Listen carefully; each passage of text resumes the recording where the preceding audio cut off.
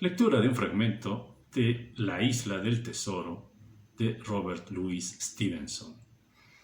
Esta conocida novela, una de las más célebres y apreciadas del escritor británico, cuenta las aventuras de un joven, de Jim Hawkins, que se embarca como ayudante de cocinero en un barco que va a la búsqueda de un tesoro pirata.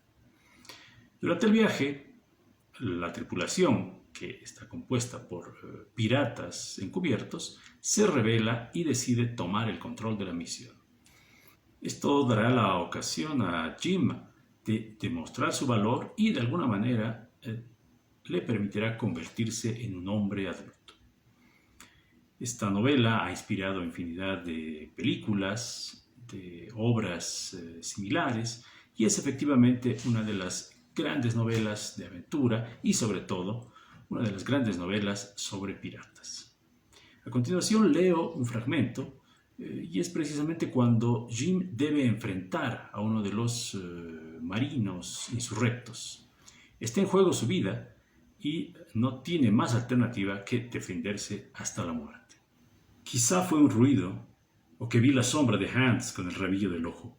Acaso un instinto como el de los gatos, pero el caso es que, cuando miré hacia atrás, allí estaba Hans, ya casi sobre mí con el cuchillo en su mano derecha.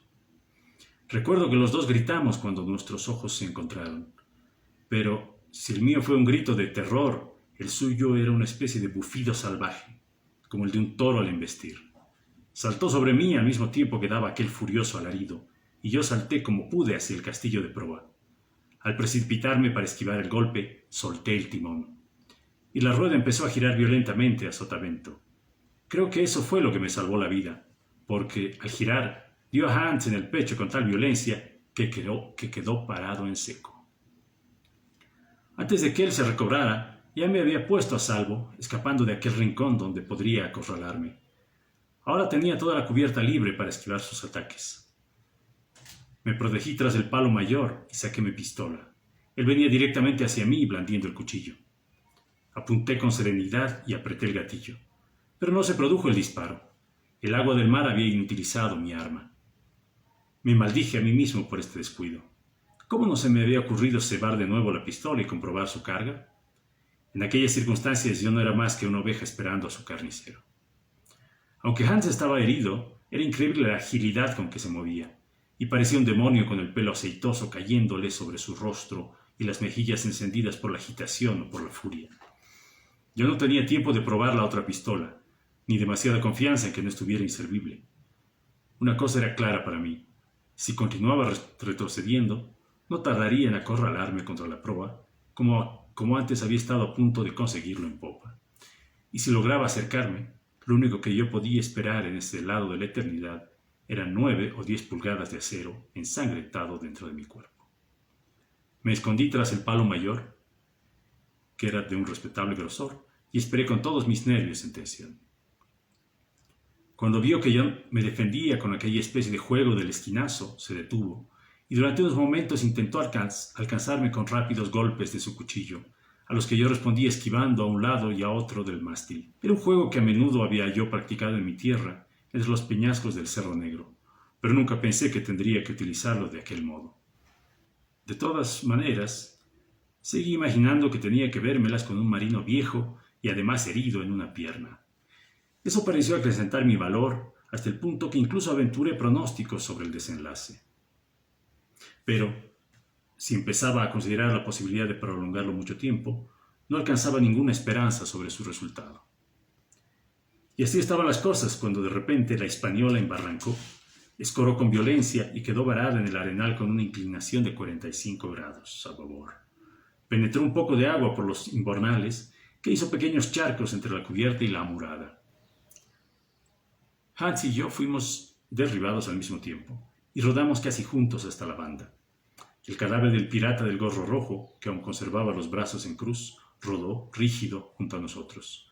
Yo di con la cabeza contra un pie del timonel y sentí el golpe resonar en mi boca. Pese a ello, me levanté inmediatamente, antes que Hans, al que le había caído encima el cadáver. La inclinación del barco no era a propósito para poder correr en cubierta. Era preciso que yo buscara un medio de escapar, y lo antes posible, porque mi amigo estaba a punto de lanzarme el cuchillo.